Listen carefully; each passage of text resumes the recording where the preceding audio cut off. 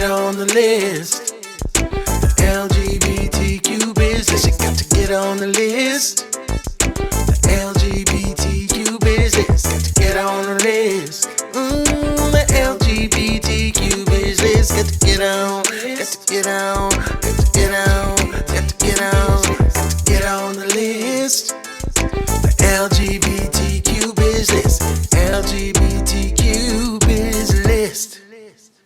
All right. Welcome. Hello, everybody. Welcome to On the List. I'm Lawrence Broughton, CEO of Broughton Media Group, and I'm Michael Broughton, and I'm the COO and co-founder of Black Gay Weddings. And for today's episode of On the List, we have with us here in studio Dr. Gregory Canillas. That's correct, right? That's correct. Correct. See, told you. Founder and owner of Soul to Soul Global. Doc, welcome and thank you for being a part of the LGBTQ business family, but also for showing us love and support to the LGBTQIA plus community. Thank you for having me. So let's dive right into the questions. I think question one, that's me. So tell us about Soul to Soul and what services do you offer to couples before, during, and after weddings? Okay. So Soul to Soul was founded about 2 years ago.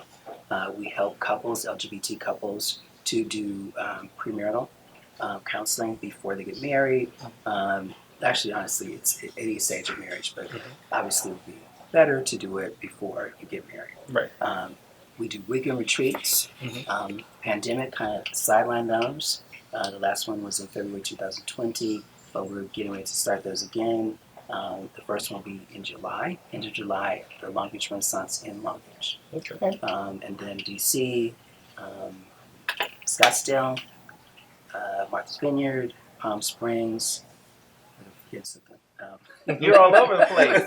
You're all over the place. It's keeping me quite busy. Okay. So memory's a little faded. But yeah, we have 6 through the end of the year. Okay. And then one beginning of January in Palm Springs again. Wow. And we also offer online workshops, a shorter version of that. It's 4 hours, 2 hours on a Saturday, 2 hours on a Sunday. And then we also offer something called the SYMBIS assessment, which is open to everybody. LGBT heterosexual couples, who's developed by a psychologist and his wife, who is a marriage and family therapist. It's an online program. They do it separately. When it's done, I get an alert, and then we unpack it in sessions online or in person. Okay. So tell me a little bit more about this. I remember us briefly talking about Love Wins. Can you just give us a little insight into a little more about what Love Wins exactly, like what that program does for couples? Okay. Sure. So it's a weekend-long event. Couples check in on a Friday night. There's like an overview. We have dinner together, and then there's some modules on Friday night. Saturday, wake up, there's breakfast, several modules, lunch, more modules, and they're free to explore the city, or stay in a hotel, whatever they like. And then Sunday, we wrap it up with breakfast, and then 3 hours of modules, and then Sunday's the end. So each one is in a different city. The cities, world-class cities, as I mentioned, iconic properties. In DC, it's the Watergate, the infamous Watergate Hotel, right Nixon down. And then Martha's Vineyard is 130-year-old Harborview Hotel. And so it ranges, Scottsdale, it's a small boutique hotel that's a spa on site. So travel is a really big component in terms of marriage is lasting. I think you and I talked about that when we talked probably last week. But there's research to support that. I'm a psychologist by training, so that's my background. There's research to support that couples that travel together, stay together. We have similar interests. Those things I think help. So it's built around travel, and then of course there's the psychological component that helps couples to navigate their relationship. Wow. Sorry. What motivated you to get started with LGBTQ couples counseling? So I've had some relationships, of course, of my own. Some of them were really good, some of them were not. And so I learned some lessons myself. I also was a therapist for some time, working with children, adolescents, families, couples, and I've taught couples therapy for a number of years. I've been at Pepperdine for about 17 years, and then Chicago School for about 8 years or so. and done a lot of study, done a lot of presentations on couples and families and the impact of family origin and how that shows up in relationships. So wanting to do something around that, wanting to help couples to deal with issues so that it reduces conflict, people stay together, and if they have kids, they don't transmit generational trauma. Now that the pandemic is winding down, a lot of couples who postpone their weddings may have second, third, and fourth thoughts about getting married. So let's call it pandemic relationship fatigue. Okay. What should they do before tossing it all away? Definitely see somebody. If not myself, somebody. Definitely need to see somebody to talk things through. Because sometimes people get, they get cold feet. Right. It's not because you deal with a lot of couples. They get cold feet. They can work it through. Other times it might be best that they depart, that they part ways. So probably sitting down with somebody who's neutral would be a good idea. So that's kind of what happens in the weekend. There's tons of stuff that comes up. It's not therapy, but sometimes it triggers stuff for people. And if it does that, then I refer them to people. I have a network of therapists that I've trained or know personally, and they can deal with it there. But sometimes, and this was the same when I was doing couples therapy, sometimes it's not that the couple stays together. Sometimes it's helping them to part amicably, especially if they have kids. Right. So really, I think talking to somebody about the issues would be a good idea. So even the healthiest of relationships need a tune-up or an oil change every now and then. So what activities do you offer, or maybe something that's coming up soon that will help with relationship maintenance? So we're doing something actually next weekend on the 3rd of July at the Hotel Indigo in downtown LA. It's a vision board 5-year plan workshop. There's a smaller component of that in the weekend retreat, but this is going to be a more expanded version. It's actually open to couples, singles, anybody honestly over 15, because I think it's a good idea for kids or adolescents to learn this as well. But what we do in that workshop is a vision board. Each person creates their own vision board. Hopefully with couples there's some overlap. And then we have lunch. The hotel chef is creating this wonderful brunch. And then we have a 5-year plan workshop. Curated music. There's different music for each section. More upbeat music with the vision board because it's more of a fun exercise. Lunch, gospel, spiritual, because that's a real big component of healthy relationships as well. And then ending with kind of like some soft jazz as people come to develop their 5-year plan. So that's, I think, would be really one of the things that I think is really helpful for couples to do. A 5-year plan. Oh, yeah. I like that. I think I like that. And I do believe you have the next question, sweetheart. I do? Yeah. No, it's you. Oh. See there? See y'all? See? Are there any I'm sorry. Okay, so are there any changes at this point in the pandemic that new couples getting married should know about? I mean, something that you probably learned during the pandemic that new couples should at least begin to think about before they decide to say I do. So the pandemic was stressful. Yes. Yes. We saw increases in depression, anxiety, substance abuse. I have friends who do therapy. I usually can find somebody who would see people, but everybody's full, including like people of color can't get. And Really? Historically, Black folks, Americans, Latinx people do not traditionally go to therapy. Right. Yeah. The pandemic, it's rushing into the doors. So it was stressful. I think it brought up a lot of issues for people. A lot of times with several couples is communication. And many of the couples that I see, whether they've been together 6 months, a year, 6 years, 10 years, fight about the same issue. The same issue. So it's really helping people. What you trying to say? I'm not saying feel like you're anything. trying to say I didn't something. say anything. You saying sweetheart. something? I love you. I heard you. I love I'm you. right here, I you love know. you. I love you.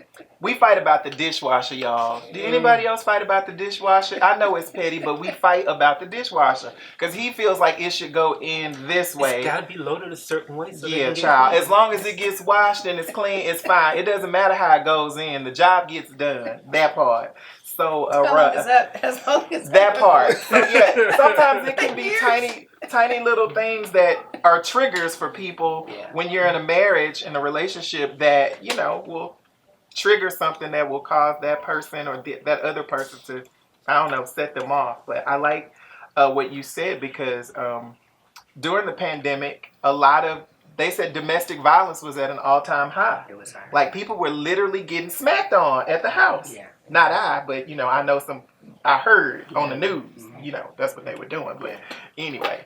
And there were fewer resources for people to leave. Right. So yeah, that was a problem as well. We saw spikes in domestic violence as well. And I like that you pointed out that in the Black community, we feel like if you get some sort of help or counseling or therapy, that means you're crazy, and that's not true. No. I think you're crazy when you know you have a problem and you don't go and get the help or seek the help that you need. Right. So Yeah. So that's when I think you're crazy. Yeah. Exactly. So but it's shifting. So I think that's a positive. I think that's one of the positives of the pandemic is more Black people, more people of color went to see therapists because it was so stressful. We already have a ton of stressors. Yes. That's one of the other things that we covered in the workshop is marginalized populations and the stressors that come with being gay and not being really completely integrated into society yet. Right.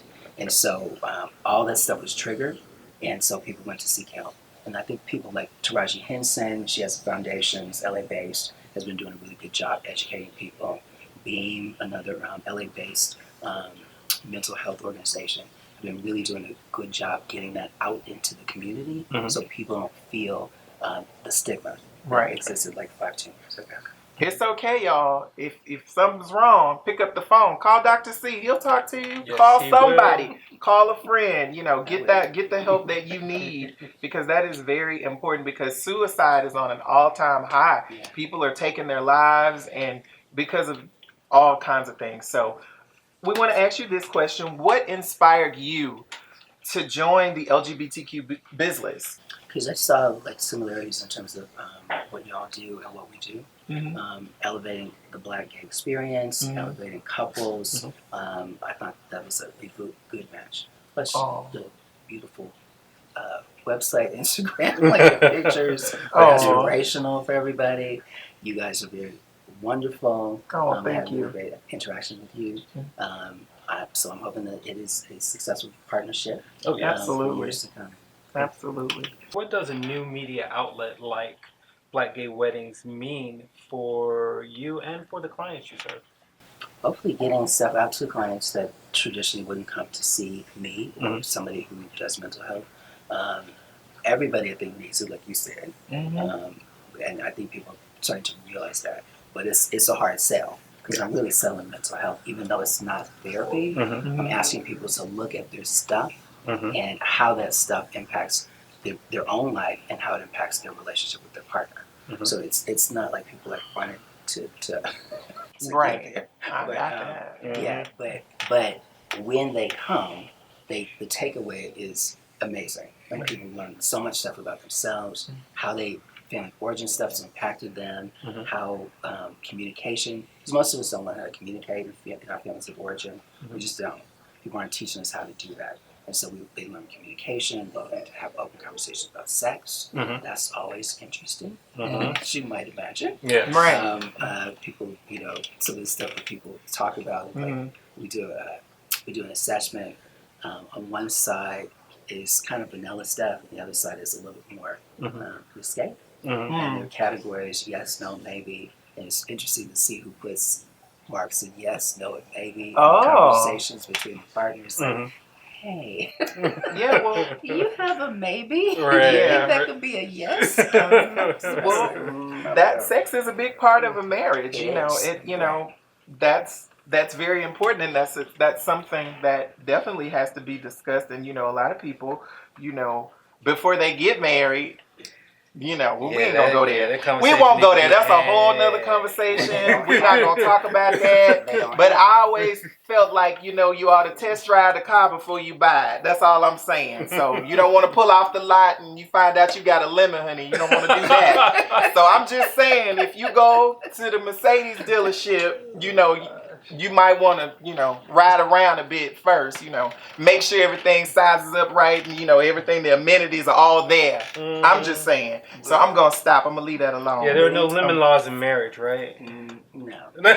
They call those annulments, honey. No, I'm saying, let me stop. That's not in the script here. I'm being silly. I have to say, Let me move on. Even when people test drive it, other things come up like, I like this kind of accessory. Oh, yeah. I like something different from what you Oh, got. yeah. So that sometimes conversations need to be had about things that people, because again, like, especially in the Black community, there's a lot of like shame-based stuff around church and religion. Oh, People gosh. just kind of won't tell you what they like. Right. And they won't tell, you know, and then until you get to the relationship, it's like, hey, I like this. And it's like, I like whips and chains. I'm like, what? Whips and chains? Yeah. Y'all got whips and chains in y'all bedroom? Don't tell us. I don't need to know. That is not my business. That is not my business. No, it's not. Yeah, we have those kinds of conversations. Don't y'all send them pictures to us because we will not accept them. I'm just saying. I might look though, but don't.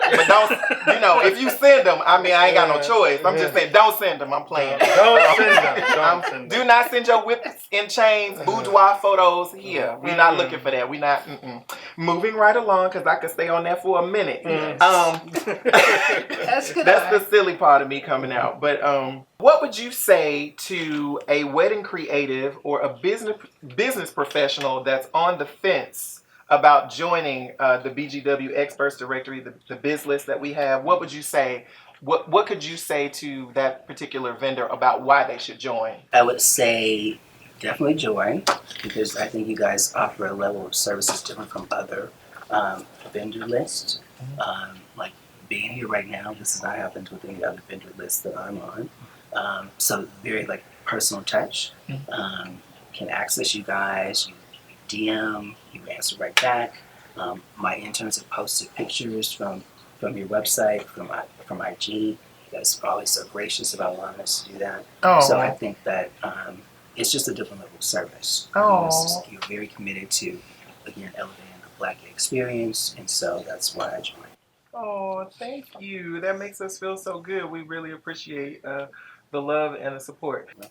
We recently referred someone to you who asked about pre-marital counseling and even marriage maintenance, because we believe that your services would prevent us from having to start up Black gay divorces, honey, because we don't want to start Black gay divorces. Exactly. We don't want that. We want everybody to stay in happiness and love and all of that. We don't, you know. Yes. So a lot of couples do reach out to us via email. They send us direct messages and they're like, hey, like, we need help. Like, we want to make sure that we're doing everything right. I mean, nobody does everything right, but we're moving in the right direction as we make our way to the altar. So that's why we feel like we know that your service is one that is so needed, and especially in our community, because there are so many couples that need marital counseling.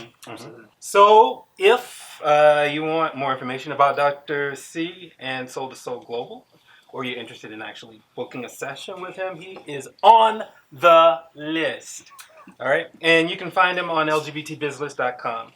If you are an LGBTQ Bizlist member and you will be visiting LA, drop us a line and we'll book you some studio time so we can help you sell your story. And Michael? If you are an LGBTQIA friendly business or venue and you're not on the list, prices go up on July 1st, so take advantage of the lifetime pricing. Join our family of wedding creatives and professionals. You'll become a part of a greater movement to show the world that love is love. And also, before we go, we have these beautiful cookies that were sent to us from all the way from Atlanta, Indulging Pleasures. You probably can't see them right now, but they're beautiful. They're in the Pride colors, also in our logo colors.